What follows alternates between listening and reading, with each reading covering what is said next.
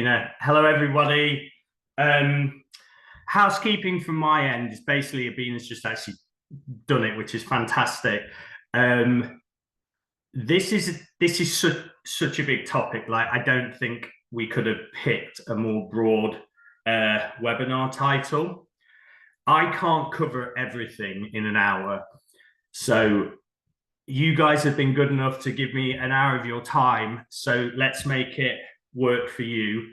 Ask me any questions, and I will do my best to answer the specifics for your business, because everything I'm going to go through is going to be very top line. Okay, so I'm not going to say that again. Please, this will go a lot better if you guys ask questions as we go at any point. Okay, so how do I move it on to the next one? That's weird. It's not giving me the function to use the arrows. Okay, about me. There's a few people on here that know who I am, so you can just ignore that for a minute. I've been doing digital marketing my whole career, which is now over 20 years, which is a bit depressing. Travel is my area of expertise, which transportation fits in. Anyone that doesn't know me, I am a Brit. In fact, it's a bit of a British takeover today with Abina, also hailing from across the pond. But my business has been in the US since 2016. I've done several TTA and even TLPA talks over the years. So I'd like to think you're in good hands. I wanted to start by answering the question, why digital? I'm going to share why I like digital. So I'm educated in marketing to master's level. I've done everything from putting on a costume and handing flyers out in the streets, all the way through to running TV commercials and the production and everything there. I like digital because I can measure it and I can do data-driven strategies. It's not just guesswork. I ran a radio campaign about 15 years ago for a client, and I said, I don't want to do this because I can't measure it. They're like, no, do it. We did it. And then the first question they asked after they asked me to do it was, so what's the results from it? I don't know, but with digital, I can. It's not just because everyone's online now. There's more to it than that. And that's a really important point. And there's so much digital. And then you throw AI in there and all the nuance like voice technology and all that. There's so much to do. To get through today, I've kind of broken it down into three areas in the title, which is drivers, brand, and customer acquisition, basically. And then I've just tried to break that for. I'll try and cover those three topics, kind of driver recruitment at the end, and then I'm going to talk about organic and paid, and a few other disciplines within that. But the main topics is going to be how can we use drivers to generate customers, to generate drivers, and then talk about brand, because it is an important part in the digital marketing suite. And to that effect, first topic is around brand. So this is basically how you tell your story. It's not your logo. It's way more than that. And there's a lot of levels to it. So it's define your core values, which you could almost argue is company culture. Just giving a few examples here: customer care, reliability, compassion. It's the story that you want to tell, but it's also where you've been, where you are now, and where you want to go. That's the way I always recommend that you think about brand and think about what do you want your customers, your drivers, your community to think about your business. Showcase your expertise, showcase your community involvement. I will talk about this several times. Your community that you service, pretty much your biggest asset, certainly against larger companies that have a much bigger portfolio. You can beat them at a local level. Your expertise is basically thought leadership and authority in what you do, and you probably take for granted what you do. I love going and spending time with clients and friends in the industry, because they are so impressive at logistics, and they're so impressive at customer service and being people. talk about it. You know, you know so much, just share it. A 30-second video clip in selfie mode, just talking about something goes a long way. Talked about content, and content is really important, but consistency of messaging across your channels is absolutely paramount for pushing consistent and quality branding. What I see on social channels needs to be the same on your website and any listings you have. You'll be amazed that people will still have stuff on their website that they don't do. They'll have stuff not on their website that they do. You know, so make sure that the consistent messaging isn't just the content going out across, but there's consistency about everything that you do. And notice again, I've not talked about the brand. Such an easy thing for actually in the logos, it's such an easy thing for marketeers to end up focusing on, and actually that's fluff. The last point here is be seen. That goes without saying. What I'm meaning is make sure that any opportunity you have digitally to showcase your business, you do. Local community listings, Yelp, whatever it's called in the US and the UK, I can't remember off the top of my head. Google, you know, it kind of links into the point above, but make sure that everything is consistent. Your URL is consistent. Your you know, the numbers, the means that they can reach you on is consistent. That for me is how positioning the brand to move the needle for you really is about. So now I'm going to talk a little bit about SEO. I get asked about search engine optimization and the organic side of search and digital marketing a lot. Now, being candid with you, it is not something that I believe in as an introductory line item on a digital marketing strategy. The reason is it takes a long time to be organically ranking high on search engines. And you've got very dynamic businesses in an ever-changing world, and actually data is important. If you spend all that time on a set of keywords and then the business moves on, you're going to have to start again. So I will talk a lot about PPC in a bit, but I just kind of wanted to say that because I just want to give you the best advice that I can give you. There is a place for SEO. I'm not saying that, but I don't think it should. If you're looking at moving into digital marketing, SEO is not where you start. Now I'll come on to why. So from a content perspective, it's no different to the side. Share customer experiences, share community stories. Again, that can link into the authority that you build. Why do I like this? I like this because peer-to-peer references is such a big part of digital that you probably don't even think about. But if you look, when you're shopping on Amazon and there's two products that have the same delivery time, the same cost, and one has a very engaged set of reviews and a high star rating and one doesn't, you're going to choose the one with a higher star review, peer-to-peer. So make sure that if you have happy customers, you know, train your drivers or just ask them. Don't offer them anything because that's breaching Google's terms and conditions, but just ask them to share about it. See if they could do a video like peer-to-peer.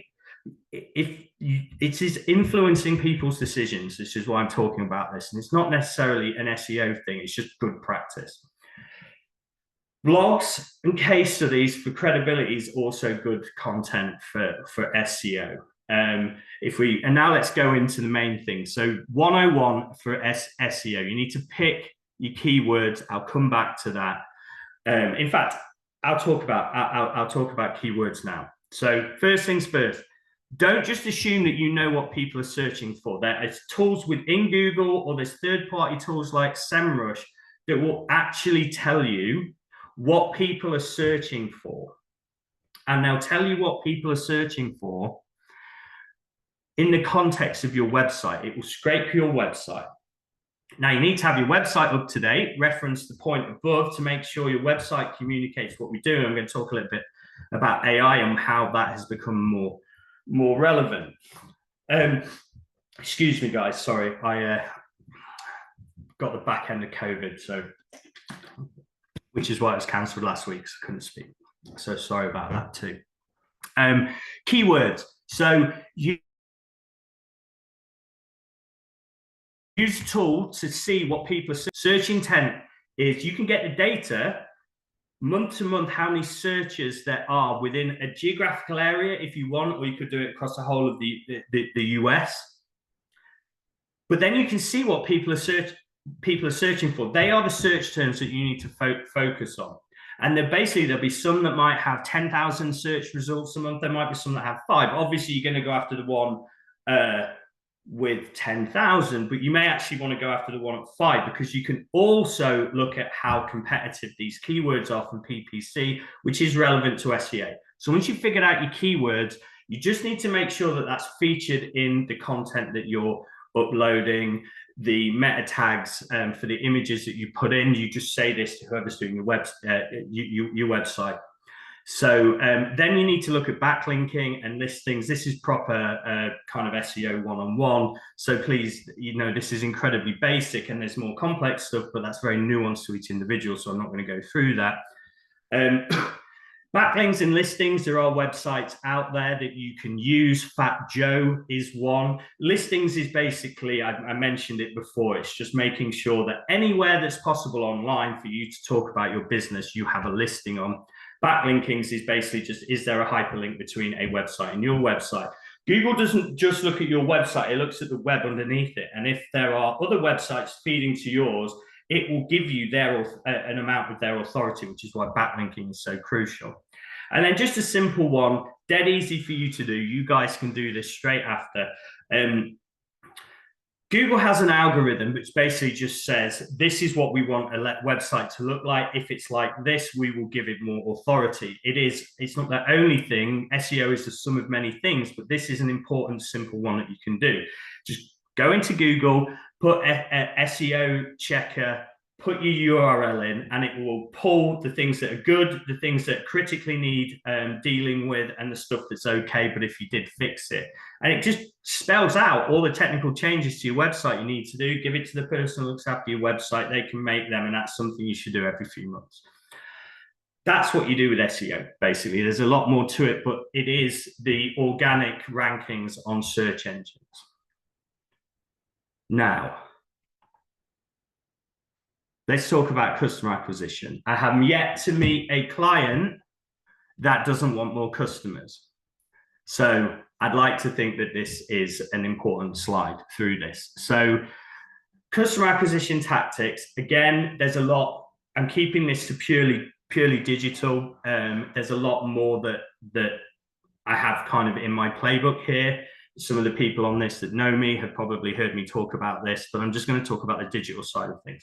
So AdWords, that's PPC, pay-per-click. You bid on a keyword. So, I talked before about the keywords and the search intent. So search intent for me is reactive marketing.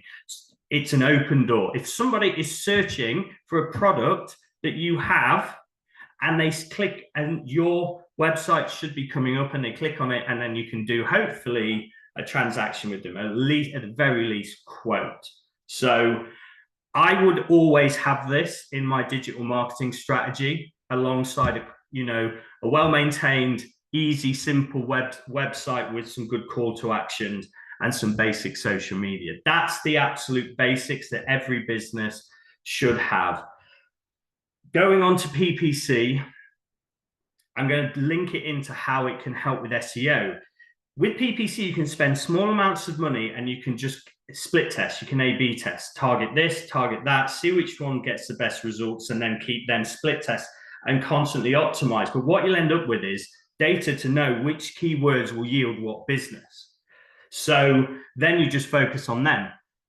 If they're not seasonal, they're the keywords that you can start focusing some long-term SEO on. I think that makes sense, but please feel free to ask me to clarify that further.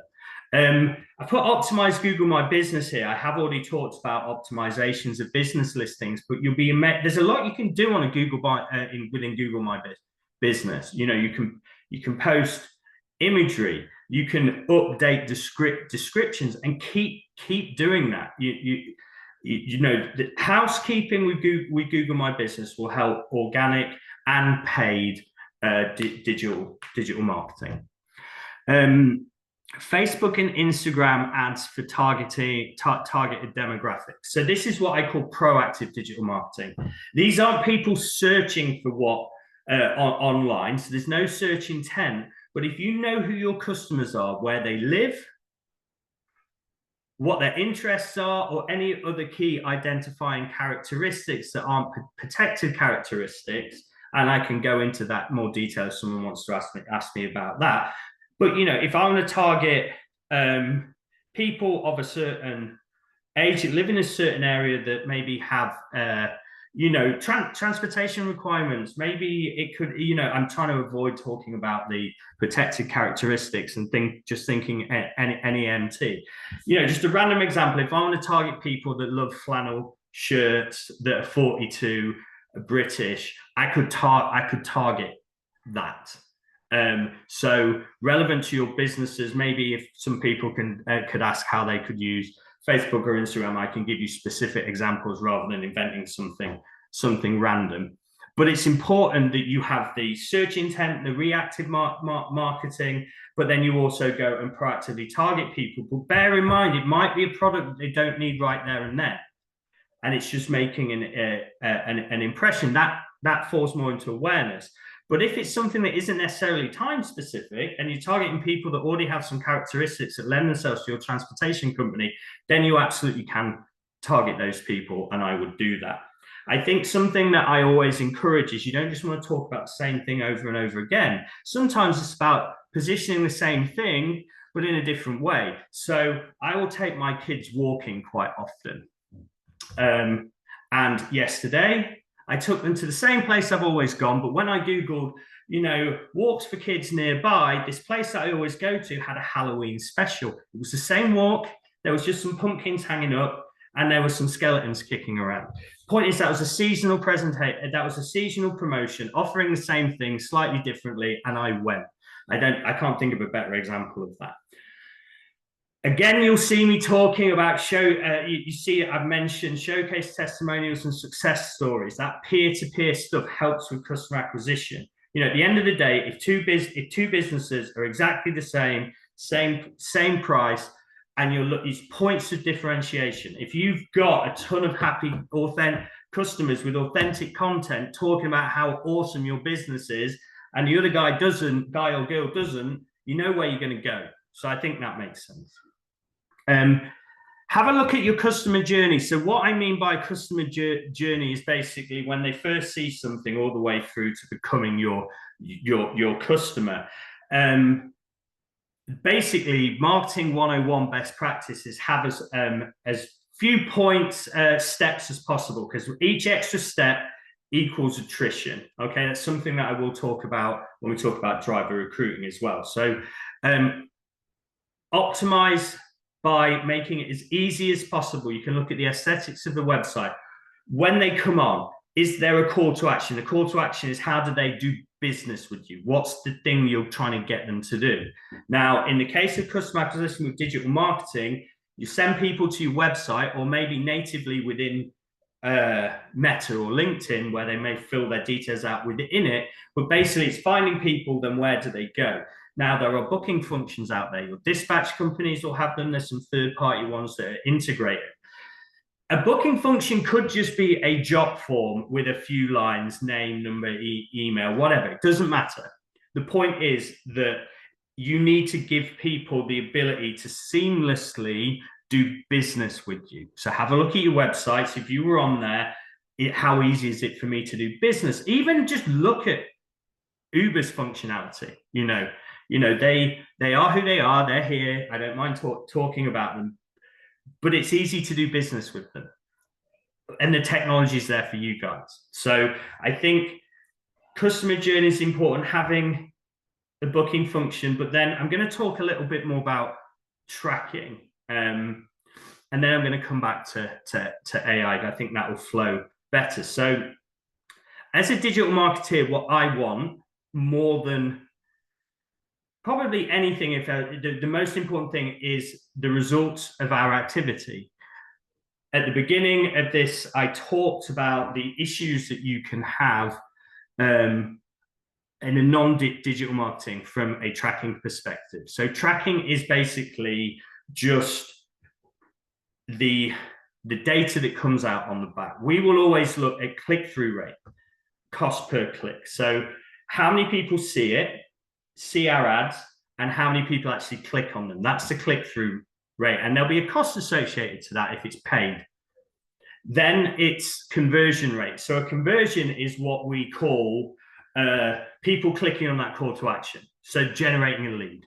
Okay, so it'd be great to have that data as well. And this is, you can do this, you can do it with Google Analytics and UTMs, or most dispatch companies' booking tools have it in place. You just need to ask them. But what does that mean for my campaigns and my customer acquisition campaigns?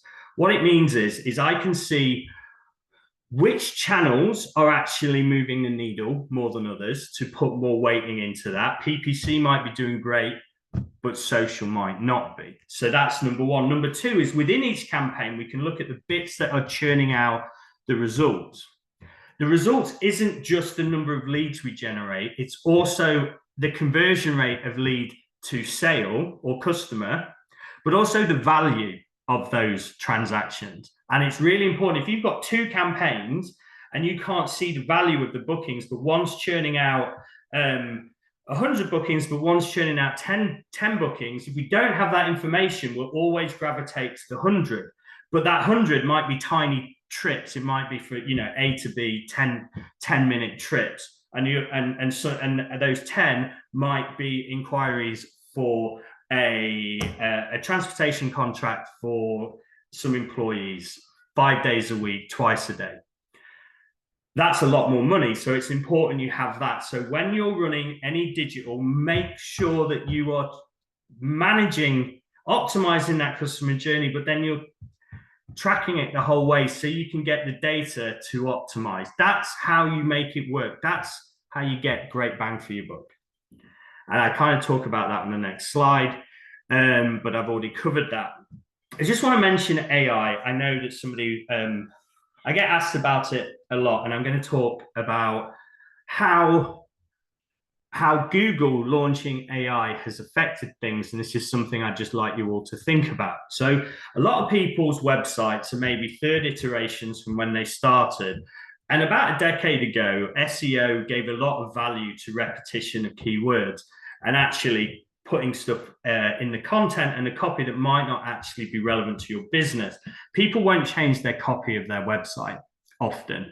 And actually, you might have a redesign and you just copy and paste the copy over. That's now an issue with Google AI. So Google AI scrapes websites for your search to give AI Google results alongside the PPC and the traditional Google results. But it reads your websites and it doesn't have the ability to know if you're telling, if what you're saying is actually something you offer. And I'll give you a real life example. So we look after a client over in Lexington, Kentucky that does bourbon tours.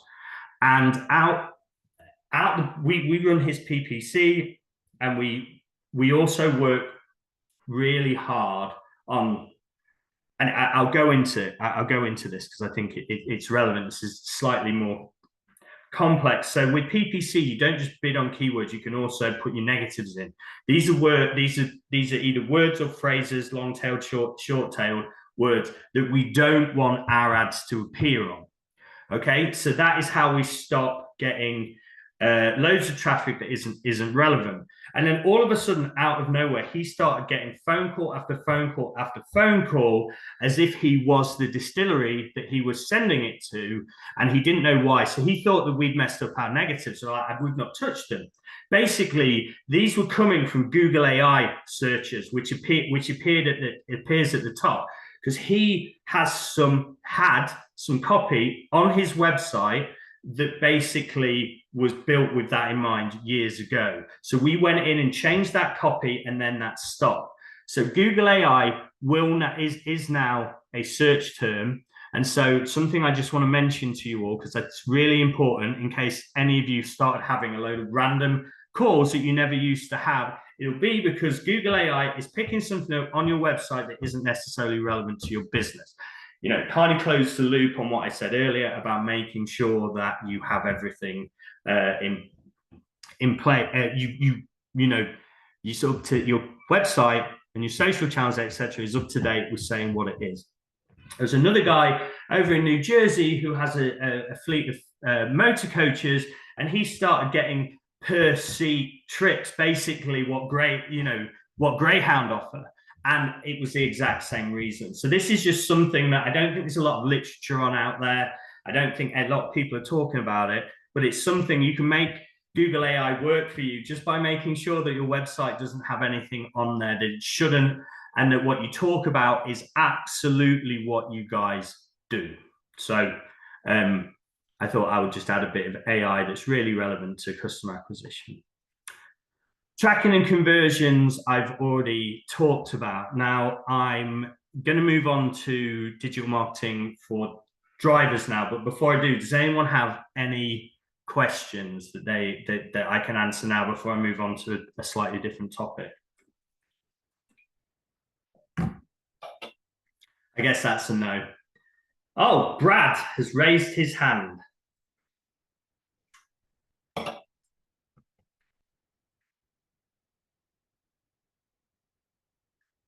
Do we want to let Brad talk, Abina, or? Yes, I've unmuted Brad, so they can talk now. Okay. Brad, do you have a question?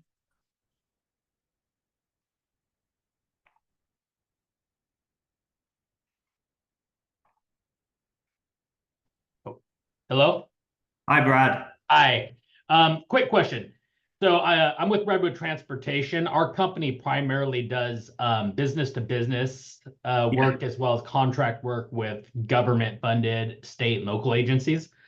What's the best way to market to these demographics as opposed to traditional business-to-consumer marketing? Yeah, B2B. So I think the first thing I want to say is that a lot of what I do won't actually work for you for that.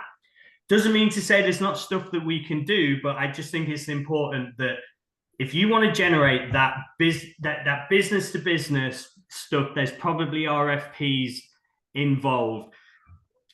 There's not loads of search intent. So what I would do is I would build my presence with the decision makers of the businesses that I want to win on LinkedIn individually. I would make sure that I add them. I'm posting content that's not too selly. If you refer back to everything I talked about brands, you can do exactly that from an individual LinkedIn.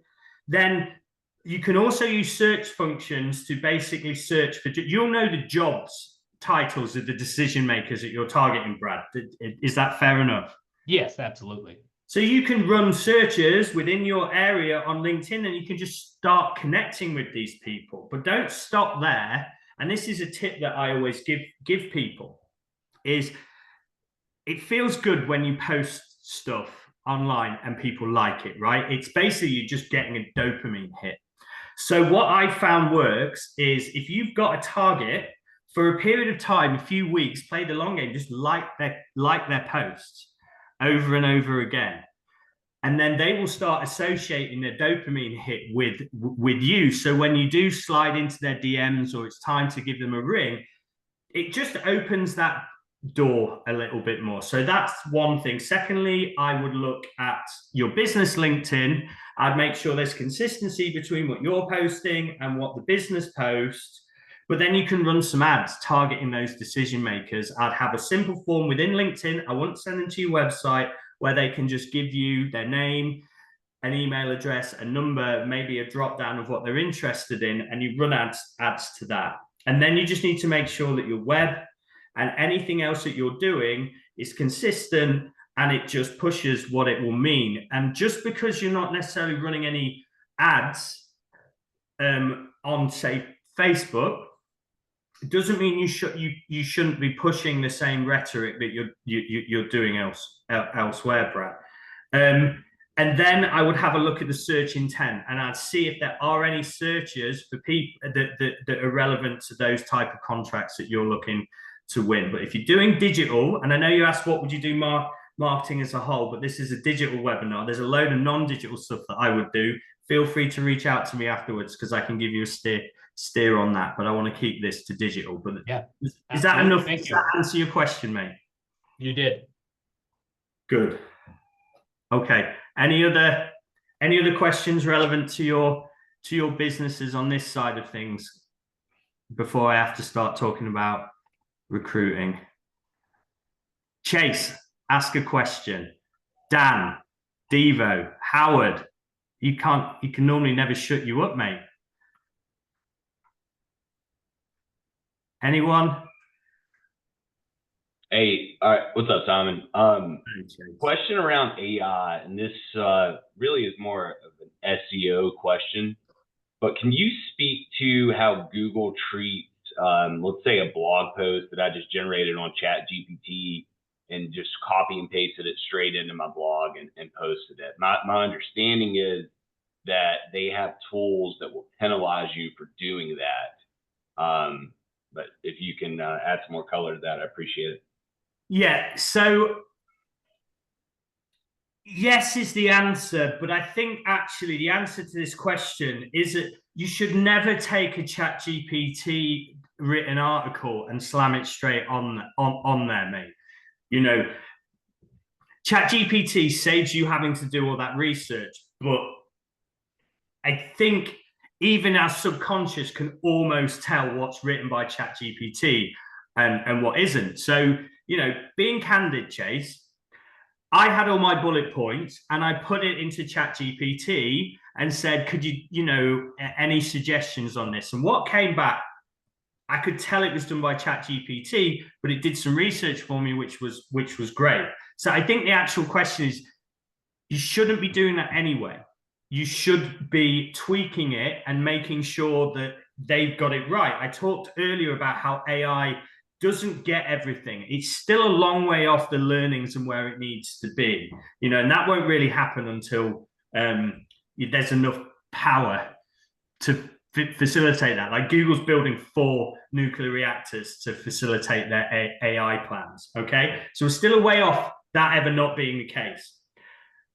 Google will look at your website. It will look and it will look at other things, whether there's duplication of content across a couple of websites. We learned that the hard way years and years ago. So authentic content will always win. But I'm not saying don't use ChatGPT. I'm saying use it to do the heavy lifting, but then add your expertise in there. Then that's some kind of a moot point, mate.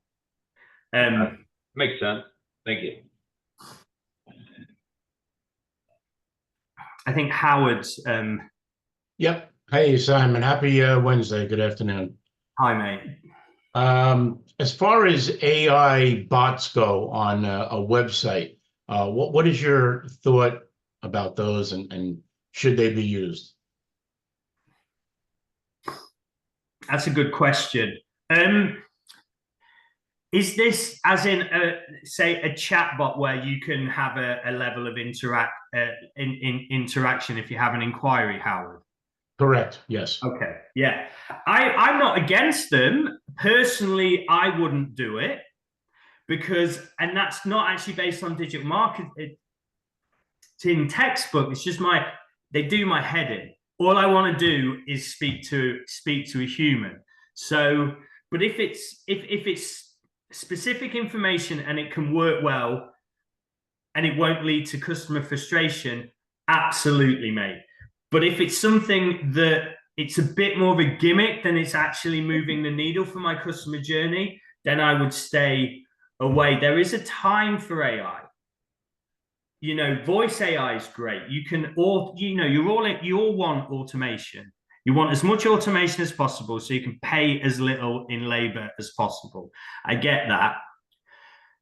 So embrace it, but I don't think that a chat function will be able to answer what if somebody's going to a chat function to a transportation company. It's normally because they've got quite a nuanced, complex question that's never going to be answered. So even if you do want to have it on there, give them a mechanic to find out more information. You know, say, look, you know, put your number on there, put an email address on there. So I would look at it, but just don't do it for the sake of it, and make sure that it is functional. It can respond. It's well used, and there's an actual need for it. Got it. Just one other add-on to that. What is your thought about like the voice AI stuff, where someone calls in and they do voice discussion, where they're doing reservations, automation type of stuff, for like an IVR, but voice-wise for reservations? Yeah, I think a few years ago, I would have said I'd just stick to IVR, make sure they absolutely know that it is a robot that they're speaking to. Then voice came out, and you know, there's some good companies. I think a TTA member is actually has a voice AI and integrated to booking systems, Flit, which used to be called Red Route. I like it. I like automation. And again, it's just with those guys, if it doesn't work out, they will loop you through to a reservationist. So I'd be more keen to look at that. And I do think that voice has way more personalizations and benefits against IVR. So I think now the way that's gone, the work that they've done on accents and understanding. I remember chatting to Sam and Brian years ago, because they couldn't get a Scottish accent. They just couldn't get a Scottish accent right. They couldn't understand the Scottish accent when they moved to the UK. But they've worked so hard on that. I think it's a fantastic addition. You all want automation at the end of the day, but not for the sake of automation. You know, again, don't make it gimmicky. But I haven't met a customer that Flit worked out for them, that they wouldn't want to keep it as part of what they do now. So I think that the data kind of suggests that it's good, and the automation levels seem to be better than AI. But I'm not an operator, so I'm going to kind of stop there, Howard. But I do think there's a place for that, and I like that way more than I like a chatbot. Got it. Appreciate it. Thank you. No worries, mate. Any other questions before I move on to recruiting?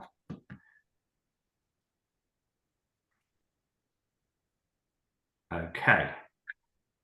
So I've only got one slide on this, but again, please do ask questions. So recruiting quality drivers using digital marketing. So first things first, with recruiting, you need to make sure that you've got a section on your website and some dedicated posts on your channels to talk about your employer brand. What's your employer brand? It's your culture. Basically, it's how you look after your people. It's the basics. What do they get? You know, what's not just their remittance, and so on and so forth. Do you upskill them? Is there a training? Are there pathways to go from being a driver to being an EMT driver to being an EMT driver, for example? So make sure that anything to do with your employer brand is featured in everything that we spoke about before, and there is a dedicated section on your website. Okay, that's point number one. That's the foundation. Again, peer-to-peer, people will check you out. So do think about, reviews, how you respond to somebody that is unhappy that you've let them go or changed their job role, and they go on Glassdoor and call you everything under the sun. You'd be frustrated. I've been frustrated reading them, but you need to make sure you bite your tongue. So that's the first thing. Then I like LinkedIn for this personally, and so your personal LinkedIn, your business LinkedIn. But this is a free tip. This won't cost you anything, right? Go and join community groups that allow businesses to post, and once or twice a month, Just post an ad. I'm looking for drivers in my local community. I love my local community. Blah, blah, blah, blah, blah. Do that. But also go and post some stuff and be active in that group. So you're not just going on there to just, I will answer a question to break up me talking about recruiting. Is that Margarita? Yes, what a great name. Change my name to Stella Artois. Angel's Envy. Are you able to sort that, Abin? Thank you. Hello, can you hear me now? Yes, I can. Hi. Okay. Hello, everyone. I just wanted to share in regards to what you said about joining niche groups. So I've been able to hire really good drivers that have had pain points with like Uber and Lyft by joining Facebook groups. So we operate heavily in New York City, and there's a lot of Facebook groups for either Uber TLC drivers or Lyft TLC drivers. And they talk in there and they say, oh, I hate Uber for the lockouts or this and that and the third. So I use that for my email marketing, and I've been able to kind of 10x the onboarding. So it's a really great idea. I just wanted to share that. No, I appreciate that. And I also think let's talk specifically about New York. So, and this is actually true all over, but New York's where it started. There are massive WhatsApp groups full of these people as well, Margarita. And if you have a driver that's in them, you can actually have that, that driver maybe send a message out, hey, you're looking for anything. So, and none of that costs anything. So I think it's great that you're doing that. And it's such an overlooked thing. People will gravitate to Indeed. And it's like tick, when there's so many things. And most people have a really good referral scheme, but that's not digital marketing. So I think thank you for giving a real life example of something that I'm saying. It kind of infers that maybe I know a little bit what I'm talking about. So thank you for that. So talked about the groups. Let's talk about ads, because there's a lot we can do here. So when you're doing a job ad, you can't target anywhere like you can for customer acquisition, B2B or B2C. Because what happened is, because you can target such specific, unique people on ads normally, you can almost be discriminatory.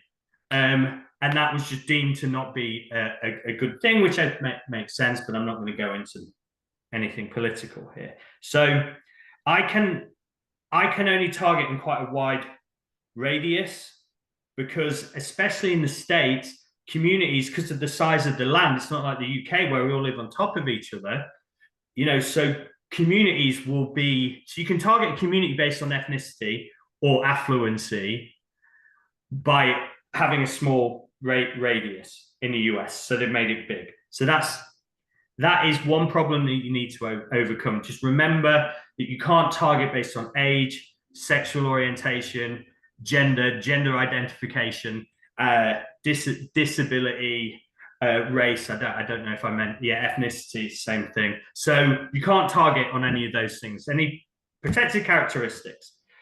But you can still run ads, and you can still push it, and you can still push the remit out far and wide. So I'd still look at meta ads, actually, because they're the cheapest. You can do the most targeted.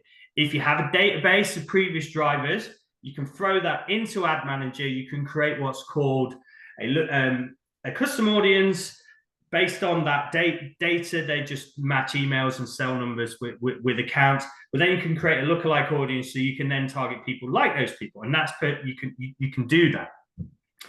So I would do some social ads. I think Meta's the best, or maybe some Instagram and maybe some story ads with some swipe up features. I would do some PPC potentially. That's worked for us in certain places, doesn't work so well in others. But again, you can be relatively highly targeted on search intent. Someone's searching for a job. I think the thing that I always say is that, post-pandemic, things have changed. There are definitely, you have more competitors. It's not just the other taxi or any MT or chauffeur company, whatever it is around the corner. You're now competing against delivery drivers, people just moving away from this because it was obviously affected more than other industries during the pandemic. So there's a lot more competition. I like job boards. I think job boards need to be done as part of a balanced omni-channel campaign, but use Indeed, use the free version, but then don't be afraid to spend some money to buy some better quality leads. Don't always listen to the Indeed account managers, because their remit is to get you spending more. And I think there's been instances where I've had conversations with people where they've been said, oh, remove certain things, you'll get more applicants, but then all the applicants were just terrible. So I think that is also something to bear in mind.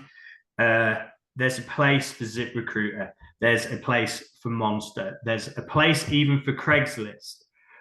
But it's important that you look at them all, you do a bit on all. And again, what's the data saying? Where am I getting the most success? You know, I have two businesses at my agency and I have Career Driver, which is specifically through recruiting. We've built a brand which helps, but even so, that's all we do. We just do omni-channel. We do a bit of everything. We split test. What's the data tell us? And then just make sure when you're getting these leads and you spent good money on it, either organically, you put the effort in, time is money, get back to them quickly, look at the funnel, and don't make that initial conversation, that initial interaction with them painful. Don't get them to fill out a load of stuff, full application. No, fill out some basic information, give them a ring, let them know if they're quickly, they're interested, happy days, then you go and get an application, okay? And then kind of similar to what I've talked about throughout this is leverage people. People buy from people, peer-to-peer reviewing, all of that. Just make sure that you have your drivers that have worked for you for however long, that you just a little video about why, and then look at referral schemes, which is not digital marketing, but I just want to put it in there. So any other questions about recruiting? Because again, I'm keeping it top line, because there's people on this call that I do business with, and what we do for one is completely different to what we do for the other. And that's based on several things, whether they're engaging IOs versus employees, you know, local differences, pay structures, all that jazz. So please, we've got 7 minutes, so feel free to ask any questions. Margarita, I think I saw your hand raised before again. Don't know if you've got another question or a comment like before. Oh, I think you answered. Well, I was kind of going to answer it a little bit more targeted. What are your thoughts on ZipRecruiter and Monster? Because I have tried them, but I never really received any results. I think Indeed was a little better for us, but I don't know if anybody else has had experience with those job boards. We would normally have ZipRecruiter, Monster, and Craigslist as the kind of plan C if plan A and B doesn't quite work for us. But I don't want to say categorically no. It doesn't surprise me that it doesn't work in New York, and I'll come back to that. But you need to do it and see what's a few dollars to basically say, right, well, that doesn't work. But if you don't do it and it does work, that'll be annoying, right? That's my stance on it. But I don't think it is. It's not in the A team and the B team. It's in the C team. Now, New York's population density makes things like that are very generic, very challenging. So New York and other cities like it, but New York, and I'm not just talking Manhattan, I'm talking the much wider, so densely populated that for something that generic, when you put something out, I'd be amazed if you don't have just tons and tons of applicants that just have absolutely no interest. I bet your highest to leads when you do anything like that, Margarita, will just be terrible. and that's down to population density.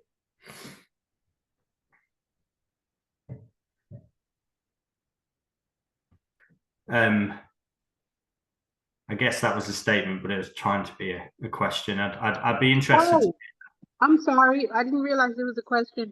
No, because I didn't ask a question. I made a statement that should have been a question. My bad. Sorry. No. That's okay. That's okay. Yeah, what is work for us are Facebook ads, and Indeed, the free campaign. I've spent so much money on the paid Indeed, and surprisingly, when I did the free Indeed, especially because it's timed, it seems like whenever it's automatically stops and then you start it again, it jumps to the top, and so we get more results. With Facebook, it's kind of the same. We'll run an ad for like a week or two and get in like, I don't know, 50 applications. And I have it automated so that we use the lead generation on the Facebook ads. It just asks them like 3 questions about if they have the proper licensing. And if yes, they click a button to go right to our website application, which is about 5 questions. And if they meet the criteria, then that takes them to our booking page to book an interview, an online interview. If not, they get the automation to say, sorry, you didn't meet the qualifications. You can try it again later. Yeah, so I have a question for you. I have a question for you. Do you know what the drop-off rate is at each stage of that journey you've just articulated?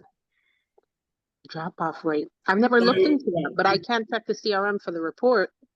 So what I would do is I would look at what I'm spending, what the view, how many impressions I'm getting, what's the cost per impression, then what's my cost per click, how many clicks am I getting through, then how many of those clicks that fill in that initial stuff on Meta, how many go through? What's the attrition rate? For me, I could probably put money on the attrition rate between asking a question on Facebook and then sending to the website is where you'll lose most people. My counsel would be, and I don't know if you've thought about this, and there may be reasons why, but why don't you ask those 5 questions that you said? Just ask them within Meta. Remove that whole that step. That steps on customer journeys equals attrition. So why don't you split test it? Why don't you run 2 ads? One where they don't send them to the website, and one where they do. That might be something to look at. But I love the automation and the quick follow-up, by the way. I think it's fantastic. Keep up the good work, Margarita. Thank you. Okay. If no one has any other questions, we've done an hour, but happy to take a couple more. And if anybody wants to ask me anything specific to this, it's my commitment to the TTA, shoot me some emails and I'll send you anything back. I'm not here to sell to you. I'm here to help. So feel free to hit me up. I don't even think I put my contact details on here, but Abina, can we send something out after this and give people my email to hit me up? Great. Okay.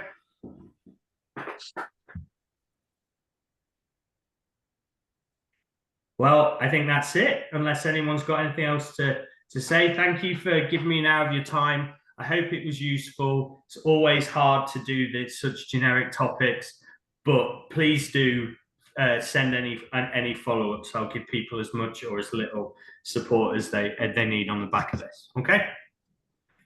Thank you. Thank you. Pleasure.